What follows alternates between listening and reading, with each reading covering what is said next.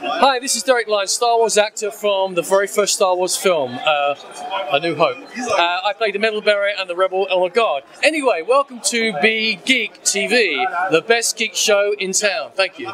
So, dann sind wir jetzt hier auf der Herne-Bration in Herne und haben noch einen kleinen Gast hier für Geek TV und Nördlich am Start. Derek Lyons. Yeah, hello Ollie. How nice to meet you. Wie geht's? Wie geht's? So good. The weather is good. Ist das Deutsch? Yeah. Let's say some German to the fans. Ich liebe deutschen Menschen. Perfect. You're loving German people. Ich mag Schokoladenkuchen. Always the good sweets come. Yeah, I love it. Yeah, exactly.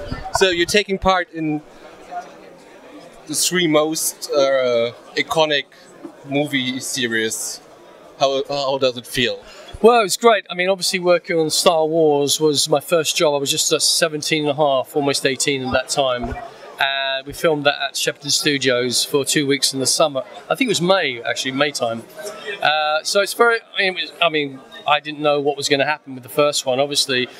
We had a kind of feeling, but as I was so mesmerised by the set, you know, I was so happy to be on the film as the Medal Bearer and the Rebel Guard, and obviously to be involved with James Bond on 4 Bonds, you know, from Octopussy, Living Daylights, where I had a part as an MI6 agent, and View to Kill, where I did a bit of stunt falling into the water, and GoldenEye, working with you know, the great Pierce Brosnan, and obviously Indiana Jones. Yeah, Indiana Jones is one of my favorite franchises. Right.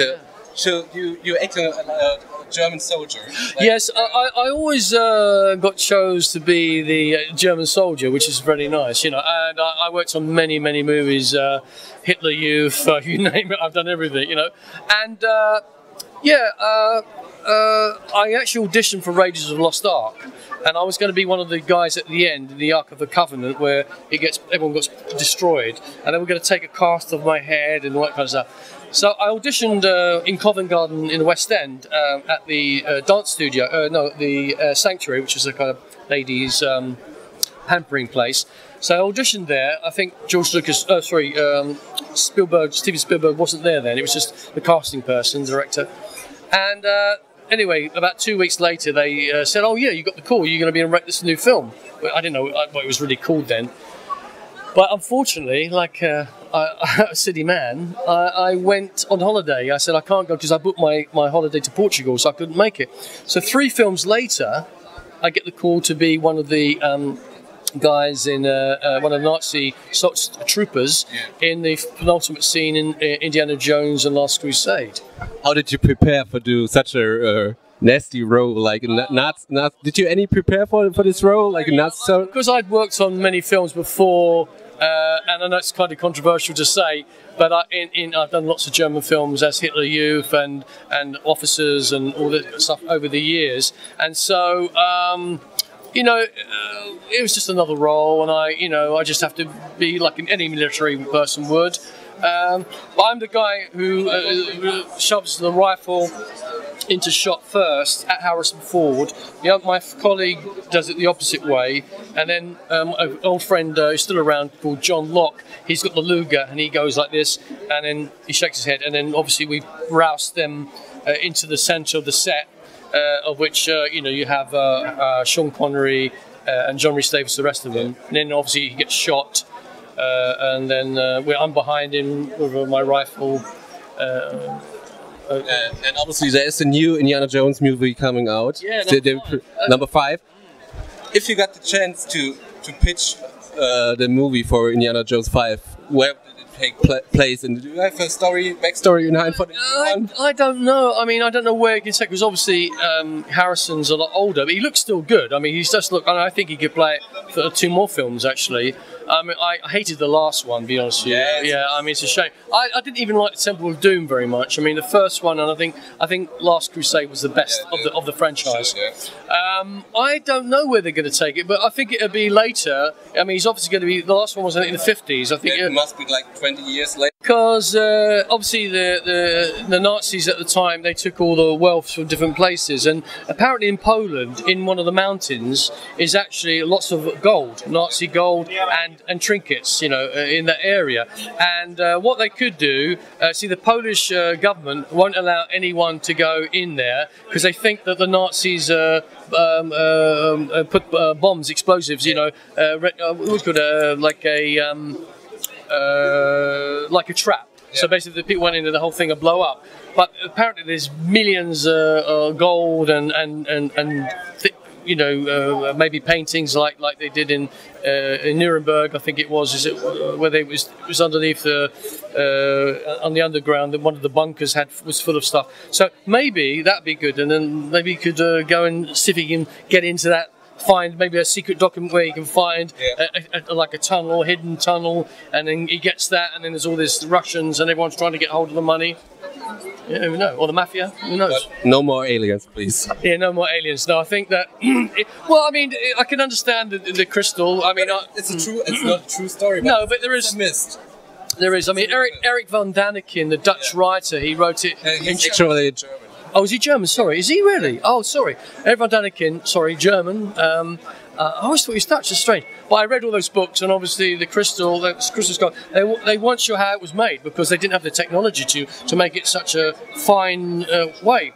And I mean, I actually do believe that the aliens exist anyway. I think that there is something in there. I mean, when I was a kid, I've seen things over the years with friends. I think, God, you know, in Portugal actually in 1977, I think it may have been. I was in Lisbon with a friend of mine. We had a few beers. We weren't drunk, and then we left the apartment, and then we were walking to the station, and suddenly I felt this feeling in my stomach, and we looked up, and there were 3 triangular shapes hovering above the trees. And then we went to this disco club, and for years I forgot about it. And then I remembered, and I told Paul once with my ex-wife, we were having dinner. He said, "I don't want to talk about it." So maybe we were abducted. You never know. So I think there are a lot of you know, things which we don't understand. The truth is out there, like the X-Files, the X-Files, yeah. But do you like the X-Files? You know the new X-Files? Long time not watched, so yeah, the new series. It's not too bad, you know. I was looking at, because they're repeating the old series, and it's some of it. There's only a few which really stand out. Others they're very dated now. You know, some of them. So how does it come as a UK actor that you don't play in any Doctor Who episode? Yeah, that's strange. Well, normally everybody who's acting in the UK plays in any. I should be the new Doctor Who. No, I think that I did know some of the producers, and there's a guy called Peter Bennett. He's a producer. He does Torchwood as well. And I do know him, but I didn't contact him. There's another girl who's a producer on it, and I did, Susie Liggett, her name is, and I contacted her a while ago, a few years ago, when David Tennant was Doctor Who. And, you know, it's like so many people want to be in Doctor Who. It's like, for example, Force Awakens, spoiler here, you know, where you got, you know, Daniel Craig in a Stormtrooper's costume.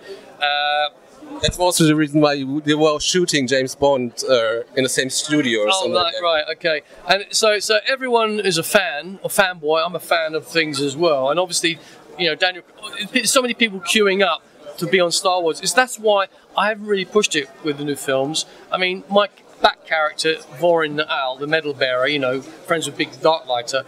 I mean, they could potentially bring me in, even if it's like a cameo. I mean, if I kind of pushed it with J.J. Abrams or someone and said, look, you know, give me a look. It's all too political. It's all to do with who you are. I'm not really. I mean, I've been around and I've done lots of bits and pieces. But I've got a new film coming out in the United States in May. Can I talk about that? Yeah, talk about it. I will do a link downside of the video. Okay. The film's called Elstree 1976, and it was filmed over 2 years. It has myself, Derek Lyons, Garrick Hagan, Jeremy Bullock, Dave Prowse, Paul Blake, Pam Rose, John Chapman, Laurie Good, and Angus McGuinness. I think that's all of us, yeah. And if I forgot anyone, I'm sorry. Anyway, so they filmed us over 2 years, and it's a Star Wars-based documentary about what happened with these guys who worked on the first film, even though Jeremy technically didn't work on the first film, what they did before and after. So it basically explores our lives and the Star Wars universe. So you see me at conventions, you see me running through the forest, doing martial arts, kicking trees, with my Zen swim martial art, which I kind of created. And it's a nice insight for fans. It's not the typical Star Wars documentary.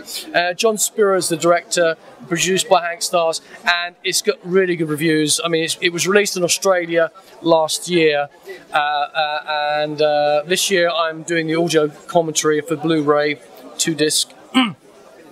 And hopefully there's going to be a lot of promotion. We're doing a special screening, a fan screening, and I'm going to be maybe not hosting, but one of the I do Q&A at Elstree Studios, and it's going to be all the fans who put money into the film, and that's going to be in May. I think May the 21st.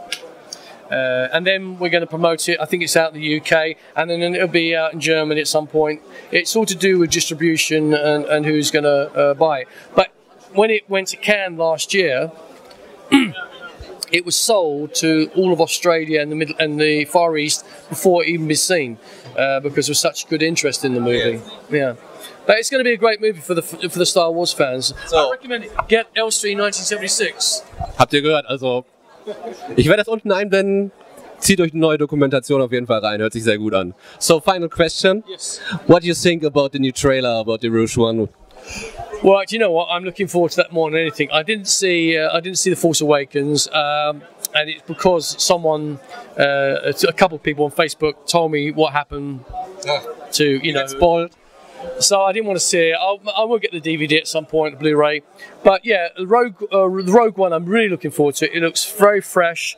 It has a lot of clips. A lot of it is obviously connected with the original, and also Empire, and with the those big ATT robot things, ATTs, yeah, the big ones, yeah.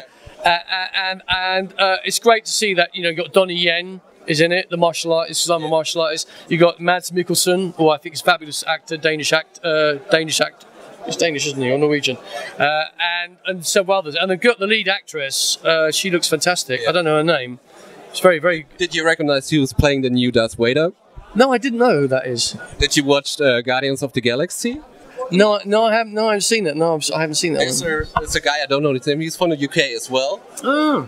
And he's playing like a small character in Guardians of the Galaxy and in Harry Potter. He's doing all this monster big stuff. He's around 2 meters. It's not my friend.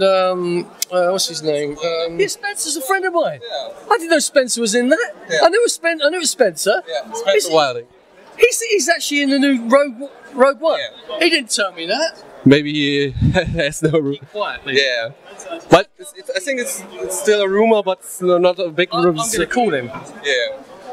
I've got his number here on my phone. He was in this area last year on a convention. Yeah, he's a really good guy. Yeah. We do martial arts together. We play, he's one of the nicest guys ever. He played the wolf in that wolf film with Anthony Hopkins. Yeah. He played Harry Potter. Yeah. And the Marvel one. Right? That's why I knew. That's why I knew it. I knew it was him, but I just couldn't remember his name at the time. Spencer. I'm so happy. Oh, I hope it is. But it's still voiced by who voiced the original one? James Earl Jones. Yeah. Oh, he's voicing it, is he? Ah, that'd be great. Oh, that's fabulous. Yeah, we've got Vader over there. Look. Yeah. But no, that's great. Well, better than Dave Prowse, because we don't have Dave Prowse. He's too old, I saw him last year on London Film and Comic Con, and he's a great guy. Yeah. I'm Darth Vader. So thank you for that. Nice to meet you. Thank you very much. Yeah. Dankeschön.